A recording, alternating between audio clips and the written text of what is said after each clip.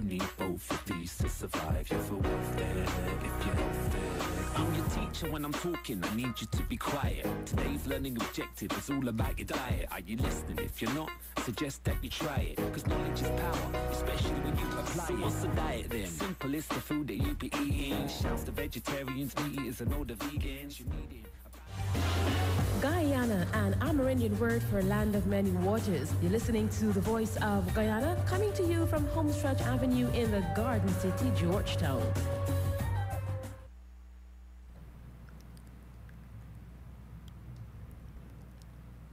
Welcome to Insight. This program is designed to promote discussion on matters of national development. On today's program, we have with us the Honorable Mr. Moses Virasamy Nagamootoo, Prime Minister of Guyana. A warm welcome to the program. And how do we find you today, Prime Minister? Looking quite dapper. Thank you very much, and I'm glad for the compliments. I want to thank you for inviting me to kickstart this new series of discussions, informing the people, updating the citizens on the different various issues taking place, but at the same time, I'd like to take this opportunity of wishing all of our African brothers and sisters in advance a happy Emancipation Day. One cannot underplay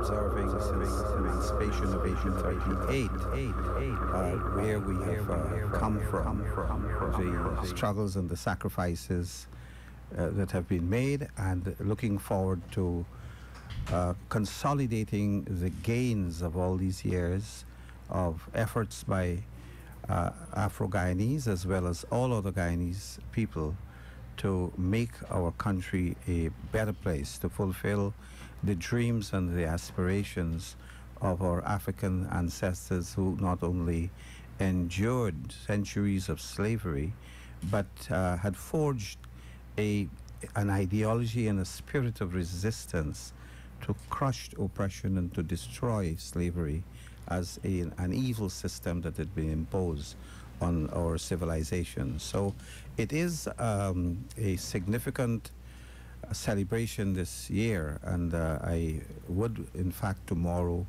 join my brothers and sisters in celebrating this event. It's an occasion, as I said in a statement that I have issued, that emancipation should be embraced as a sweet word on the lips of all of our people who cherish the values of freedom. Okay, like that, the way you put it there, a sweet word. And indeed, because sometimes we tend to focus on all that's bitter about emancipation, but there's a lot of sweet as we continue to learn lessons, valuable lessons from it. Yeah, of course. If you keep going back, one writer, Aptica, said that history is a prophet that looks back at what was and against what was. But importantly, it foretells the future. So there is a view that you have to look back, and then you learn from the lessons of the past, and then you move forward, and you move forward with confidence. And my feeling is that we are where we are in Guyana today because of what happened in the past. But then you cannot allow the past to intrude in the present, nor to block your vision for the future. Whatever happened in the past should be a mandate for all of our peoples to not to go back there, to move us far away from the shadows and the perceptions of oppression, and to embrace the new freedom that we have and consolidated in more recent times under this new government, under the leadership of President David Granger.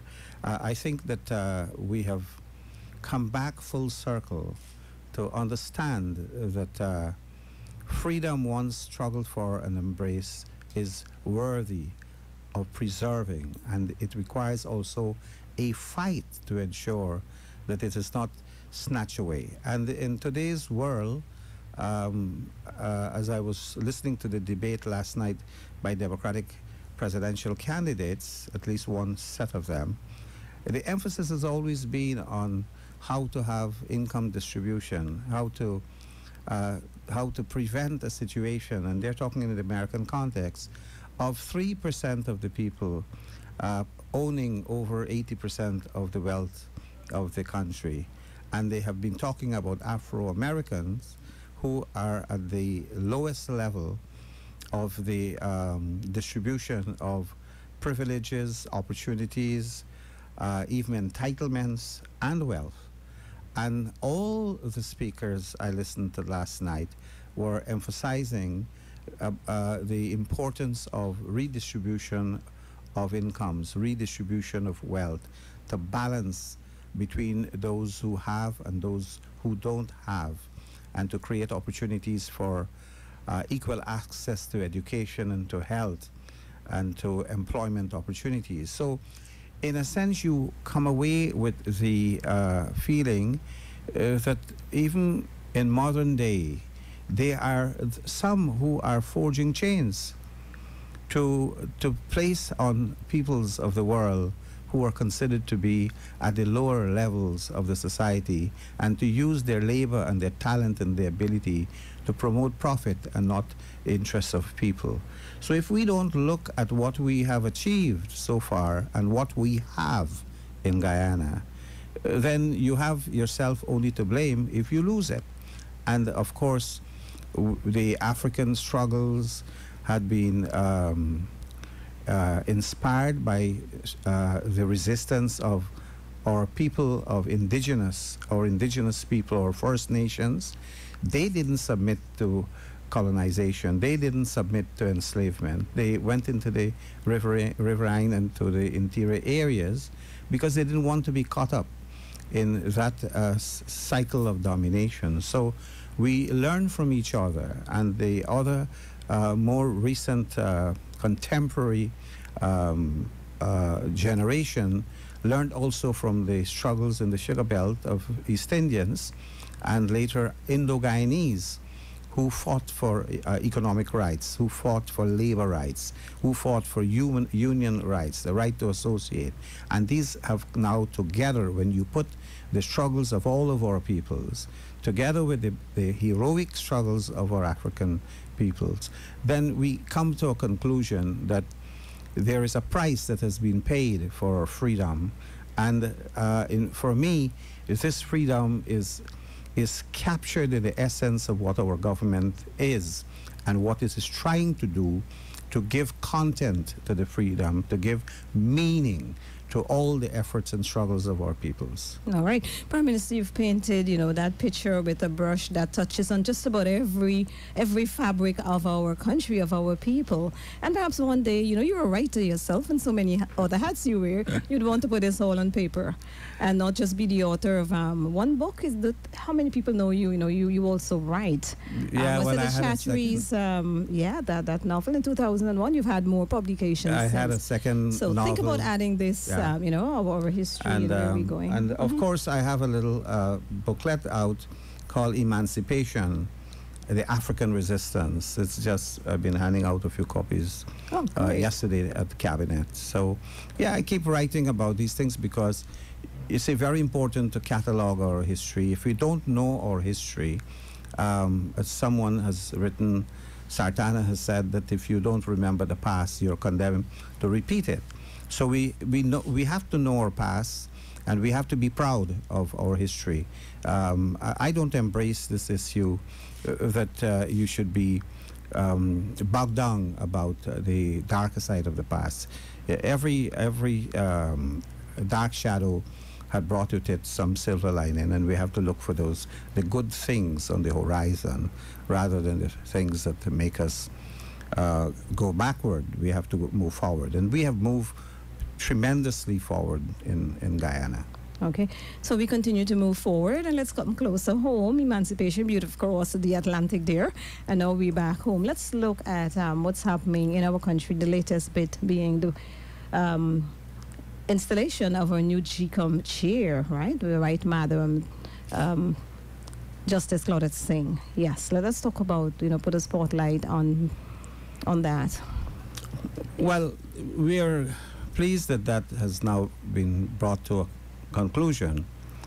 As you know, we have had a long and painful process to identify a number of names who would be acceptable for the purpose of being appointed to become the chairman of the ChiCom.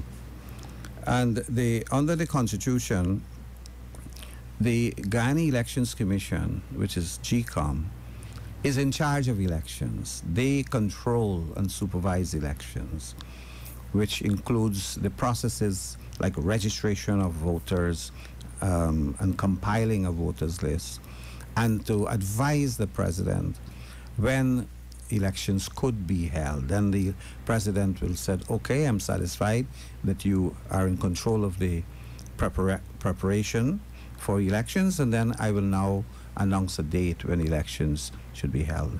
So we had some hammering out process to come to the list of 6 names, which eventually happened from what was called a consensual process, meaning there was no one man, one woman intervention. The leader of the opposition and the president, they were able to appoint representatives to look at the names, discuss them, make sure that these are the fit and proper persons under certain criteria, certain requirements of the Constitution of Guyana. So among those names, Madam Justice Claudette Singh was appointed the chairperson of the Guyana Elections Commission. So why did we have to elect a new chairperson? It is because the Caribbean Court of Justice ruled that Justice Patterson, who was there before, his appointment was flawed. The process didn't come from consultation and consensus and so on. This thing here is a give and take. And it shows also that the opposition to the government can arrive at conclusions that are generally acceptable to the people. The appointment of Justice Singh is received by all the people. And she now has to take control of this Elections Commission and to give the nation an idea and a direction as to where we are going from here on. There will be attempts to pressure her. She's new in the seat because the opposition does not want a new voters list. And I just came from home, and my wife showed me her ID card, and I was smiling because all I can see, I can remember, that story of Little Red Riding Hood. Yeah, where you talk about the fox, yes, about the large nose and big eyes and so on. Well, she got her ID card 10 years ago. If you had a passport, it expires every 10 years. You got to renew it. Then after 10 years, you go and take a new photograph. Well, I'm looking at her picture, and then I try reaching for mine. And you realize that the person I'm looking at doesn't have the handsome features I have today, sitting before you, Andre. But that's what it is, that you have had documents purporting to be ID cards, but even for that reason, you need to have those renewed. Prime Minister, perhaps you'd want to elaborate a little bit on this, because I don't think the wider population understands that, and you use the example there of the passport. So renewals are necessary, especially in today's world. Things change and people change, and there's so many reasons why one should be equipped with an identification card. Yeah. So thank you. I think that people have to understand that every country in the world, every country have systems where you register, where you have a social security card. In the United States, you don't go anywhere without your Social Security card. If you have a green card, you carry your green card. You have a passport, oh yes, you hold on to the passport. The registration of persons in a country helps to create a master role. Every person 14 years and over must be placed on this master role. So you know that when that person reaches the age of 18, automatically the name is transferred to what is called the voters list. So you have a right to vote. So you have to register from the age 14. Registration has many benefits. When you register, you know that you are now entitled to receive an identification card, an ID card. The ID card is used to go to the bank. You use the ID card if you want to go to apply for a passport. You use your ID card to apply for a loan. You use an ID card for any form of business. And therefore, every citizen has this entitlement to an ID card, and the ID card gives you all these benefits.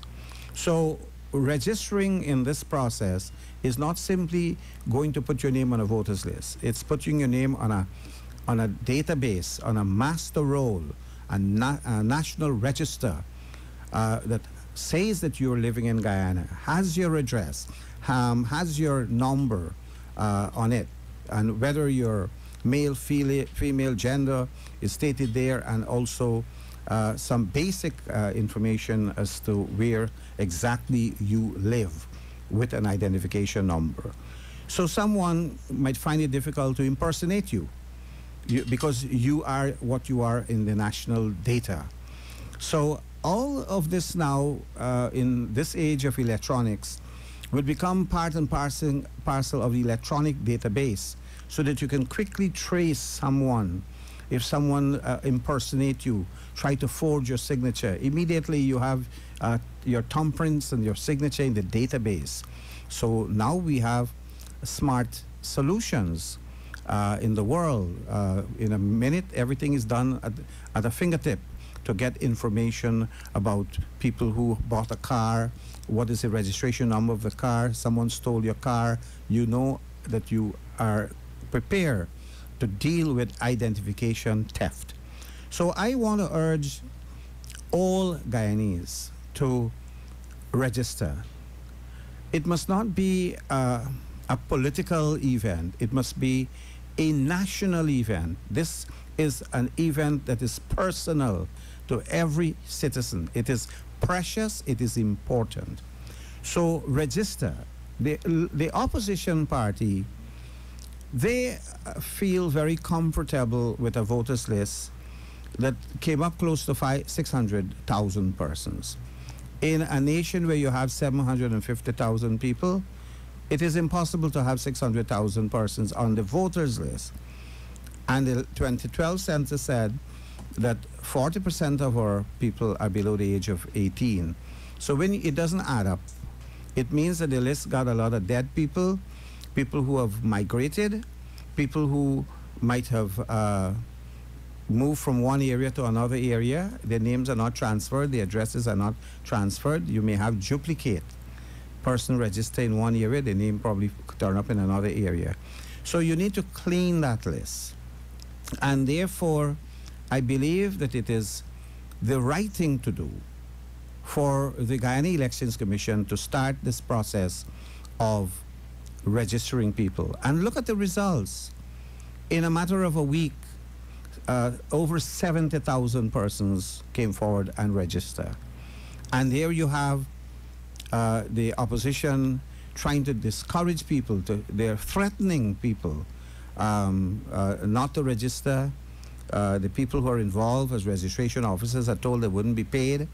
And if the government is changed, they wouldn't get salary. In some cases, they're advising people to close their gates on the registration officers. We have reports of them encouraging people to let loose their dogs against the registration officers. The registration officers are doing a public service. They're doing a public service job. And they shouldn't be intimidated.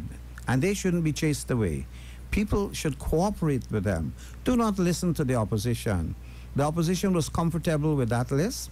because they know that that list is riddled with phantom people you can't find or can't identify. And therefore, this process is very important for Guyana. And I believe that even though a new chairperson of the Elections Commission has been put in place, that the opposition will still try to derail this process. But Guyanese have a right to come forward and say, I have a right to be registered. Look, I just want to tell you this. When I was a lawyer, I came across many Guyanese who came from hinterland communities in areas where they never had access to a registration office. They didn't register the birth of their children. So I have people coming to me who have reached 30 years and ask, can I have a birth certificate? And I will do what you call an application to the court for a late registration. It's a very tedious process. So you have people who were born in interior areas who have never been registered, whose birth hasn't been registered, so they can't get a passport. They can't get an identification card. Their name is not on the register. You do not want a situation where you will disenfranchise people, where you'll disadvantage them by not getting their name on a register, by not getting their registration as a Guyanese, certified Guyanese. So we want our young people who have never registered to register. Those who are against registration are in fact telling young people, we don't think you should vote. We don't think you should have that right to choose a government, and which is absolute nonsense, rubbish. It is backward. And in fact, people in the interior are now accessing passport offices in their localities. They're accessing centers that they can do NIS transactions. They can collect their salaries in interior locations. They would need their documents. So this process is very, very important. It is a national event. It's not a political event. And I want to repeat that and ask all of our peoples, particularly those in outlining hinterland areas, to take advantage of this opportunity given to place your name on the national data, the national register. Okay, because each of us is 100% Guyanese. And you know, Prime Minister, it also puts the Statistical Bureau, where we have data also, they're able to use that as a launching pad for so many other things, the demographics of our country, how qualified our people are. You know, I don't think we're getting the picture, but you've really painted it quite well. It is a national event, so get registered. Falling under your purview as Prime Minister, you know, you talk there about your profession as a lawyer, writer, and falling under that, you are responsible for the hinterland region. To date, we have 6 radio stations that would have been established since the government came into power, and we also have Radio Pyromac. What might be some of the plans? And we know this is your baby, so to speak. You're very passionate about hinterland radio. Let's talk a little bit about that. Well, thank you very much for that question, because I was going to suggest that you ask me that question. Oh, I must have been reading it through the print on something there is pointing because to when I came in, I asked whether this broadcast, this interview, will get into the hinterland area, and I think you captured it quite well. That I have this passion. It's not because I'm Prime Minister or that I have any kind of plan for radio or communication to the interior, because it simply was financed by someone or by the government. It was something that I had a connection that I have had going back to 1969, when I started a 2-page, what you used to call on a Gestetner machine. We used to roll out a 2-page thing called Interior Special. And I was writing then, I was focusing on the trial of people who were involved in what was called the Rupunini uprising. Yeah. And so when I got in when I started to write in the Mirror, I insisted that there should be a page that was called Interior Special. And I edited that page. And I would make contact. I had great friends in Maruka, Eugene Stobie, Old Ben, Viber de Souza, Marco de Souza. I had my friend Fazal Khan, who was a pilot, who would give me information of what is taking place in other parts of the interior. I had a good friend, Ignatius Charlie from the Rupununi. He would come out from time to time, and whatever information they would give me, I'll put into this into the newspaper called Interior Special. When I became Minister of Information in 1992, and this is very quickly, I'm giving you this, I started a newspaper called Hinterland Highlights as part of the GIS, because I've always insisted on the right of our indigenous peoples to know they are part of our society. They should not be left behind. And so in the first government that I served under Dr. Jagan, he had appointed me also as a minister responsible for indigenous peoples affairs. For me, it was a great honor and privilege to have been given this assignment together with information, together with local government, and I found time to go into interior locations. So that it was a smooth transition when government was changed, even though I've served in many governments under many presidents. Under this president, I found complete, as I found under Chetty Jagan, I found complete accord with the idea that we should have communication on a structured basis with the hinterland communities. And he was the one, President David Granger was the one who said he wants to see a radio station in every tongue, in every regional tongue. And his intention was to create in all our regions, starting from the interior, tongues as we have now in Letem, in Mabaruma, well, we had Bartika before, Mahdia. We have created township. And these townships should be serviced by their own radio station, method and means of communication. So we still continue the Hinterland Highlights, and we have added a number of newspapers, Bartika Buzz, Burby's Bulletin, Linden Leisure, Letem, I think, I forget the name and the one in Letem, but there is this particular paper that goes out into Letem and to several other locations, so that news affecting those communities the lives of people, they can be done in a regional basis, so that you don't mix up all the things together. So come back now, as soon as this government took over, we have started the creation of regional radio. VOG, for example, is a mothership right now, from which we could broadcast into the interior things that are happening in our national life, proceedings in the National Assembly, address to the nation by the President, major statement by ministers and public officials, information as regards floods, information as regards weather generally, information as regards anything that might affect the community, like some outbreak of a particular infection or disease. Radio is important in the lives of our people, and I'm so proud to be identified with President David Granger in this process, to be identified with the APNU AFC coalition that has seen the necessity to cooperate with the Prime Minister to have these radio stations set up. And in addition to that, as you know, as soon as we came in, we had a situation where the former government had given out radio stations and television licenses to their friends, to their comrades, their cronies. Well, we decided that we're going to not shut them down, but to give others an opportunity to have radio stations. I was pleased the other day to be interviewed by Bench Cop on radio.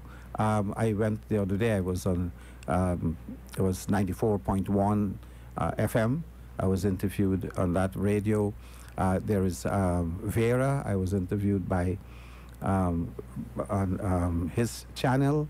And so there a lot of people now have been brought on board having license to broadcast, so that you have many players and many views. And of course, there are still others applying. So we have opened up the country. We have freed up Guyana using the media. And the media is not for propaganda. It is for entertainment. It is sports. It's for music. It is for information and education. We have said that the hinterland station should be able to broadcast in indigenous languages. When I went to Aishalton, the first program that I've ever put in an indigenous language, Wapichan, was done on the day we commissioned that radio. And it was also celebrating the year of indigenous peoples' languages dedicated by the United Nations. And we showed respect for the decision of the United Nations to dedicate a day to focus, or a year to focus on indigenous people's languages. We must preserve the language. It is part of our culture. It's part of our heritage, part of our history, part of who we are. Amerindian languages, indigenous people languages, help to define us, to make us unique in the world. And so we must be proud of maintaining the languages and the culture, and at the same time integrating our indigenous and hinterland community with the rest of Guyana. There should be no people left behind. All of us have a responsibility to help to promote the development of indigenous communities, and the transformation we see in Guyana, particularly in the indigenous people's communities, show that this government has respect for our peoples and their rights to improve standard of living and improve access to improve facilities such as radio communication and ICT, internet communication. Strange enough, among the 171 hubs, internet connections that you have in the country, many of these interior areas now telephone connectivity, cell phone connectivity, internet connectivity, and I'm sure those of you who are listening to me right now, you know that the reality in Guyana in relation to the indigenous communities, the reality has changed, and your life and your being have now gained the spotlight attention, and new respect is shown towards indigenous communities and their needs. And I'm pleased that building this communication network was very important for that. All right, Prime Minister. And coming off the heels of all this, we cannot escape the importance of local government, the role it has to play in all this, in terms of there's the communication there, but unless the people are together in what they want to see as national development for the communities, this is where we should be heading for our future. Yeah, well, it's a shame, that I had held a portfolio of for local government in 1995-96 period. It was taken away from me unceremoniously because some of my colleagues then in the PPP said I was getting too popular. I'm a grassroots man. I'm a guy who grew up in a fishing village, who walk about barefooted. I went my first day to school. Not only barefooted, I went to school short-tail. In those days, I was so eager to get to school that I didn't even pay attention whether I had a pants on or not. A little boy of 6 years or so, and determined, and I came out of the mud flat. And so I owe a duty to the people from where I came, from my roots all over this country, a responsibility to see that they are empowered, that they are able to take care of their own communities. They are allowed by a sympathetic state, a caring state, to dictate the condition of their life, to improve the condition of their life in their own communities. I remember when I was a Minister of Local Government, the first thing I did was to give a subvention to every neighborhood Democratic Council, a subvention equivalent initially to $2 million then, to buy a HIMAC, because I was tired of seeing communities, villages flooding out, people walking through waters, children having sore at the bottom of their feet and itches and all of that. So I wanted the communities to be kept clean. Recently, I went back and I had to bring people from a nearby village into the village where I was born, Wim, to help clean the burial ground because people were dumping garbage. And the local government body that was elected is a PPP body, it's a Jagdeo body. They are being told to do nothing for the people. Because Nagamootoo was born there, they say, tell Nagamootoo to come and clean it. So that was not the intention of local government. Local government was to get people to elect their leaders who were interested in their welfare to be able to do things for the community. So after 20 years, there was no local government elections. This is a shame I talk about. It is a shame that you have the opposition now, who was the government, decided to get rid of this system of grassroots democracy, participatory democracy. Our constitution says that we are an inclusive nation. Article 13 of our constitution talks about inclusivity, involvement of the people, and you didn't have local government elections. So the first thing that was done, President Granger, I remember, even before we joined the alliance, the AFC joined up with the APNU. He was like a lone ranger picketing outside of the office of the president, picketing Jagdeo and Ramotar for local government elections, whole local government elections, and they ignored him. And not only did we have local government elections after we got into government, we have two. We had two local government elections. Of course, the PPP jump up and say, yeah, we won a landslide in the local government elections, but that's another issue. Question is, that's a boast from a political party. The question is, the issue is, did we or didn't we hold local government elections? Didn't we trust the people? Yes, we did. And not only that, we opened these new tongues. And the tongues now have an opportunity to create their own administrative centers where people could access services, government services. Look, yesterday in the newspaper, you saw a new passport office was open in Linden. You could go and have passports there.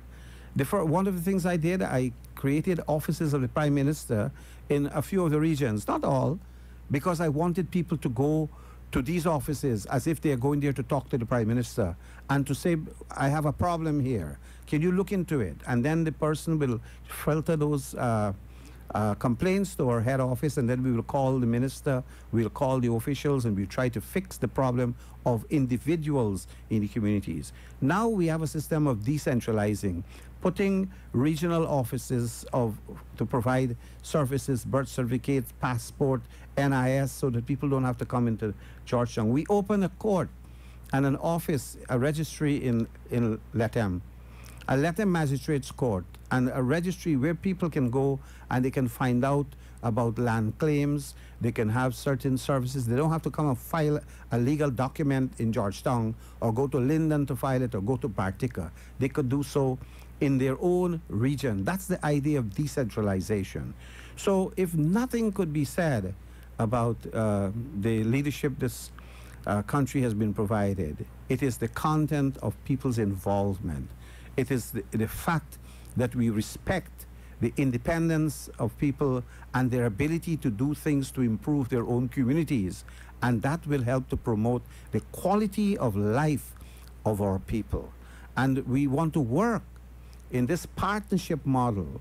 This government will work and has been working in a partnership model with the local authority, the regional systems, the municipal system, and the central government. We are working together as the four pillars of our democracy. In cooperation, of course, we work with the judiciary, the court, and with the parliament. This country has a beautiful democracy that is based on people's power and people's involvement. It is one of the best countries in the world for its standard of involvement of people in public life. Okay, Prime Minister, and this brings us to the end of Insight, this program where the spotlight is on promoting national development through discussion. Our special guest, the Honorable Moses Virasamy Nagamootoo, Prime Minister of Guyana. Madam Joseph, the time has flown very quickly. I have here a little booklet. I was going to refer to progress in Guyana, and I have here 200 reasons why you should be proud of your government. But last night I looked at Prime it. Minister, we can bring you back 200 reasons. We need some time for that. I Yes. looked at it this morning and I put 240 reasons. Oh, you see. So, So by the time you come back, you may have some more right. added So to that I'm list. updating this because I think our people need to know, particularly those listening to VOG. As I said, it is the mothership of our radio, that they have a government and officials of the government who can come to you. We may not be able to visit you in person. I'm going to Bartica on Friday, Madhya on Friday. I've been to many of the regions, but where our leaders are unable to visit, we should be able to communicate with our people through radio. So I'm glad we use up our 30 minutes very quickly, and thank you for asking me questions that didn't stumble me. Thank you very much. It has been a pleasure. Thank you. This is the voice of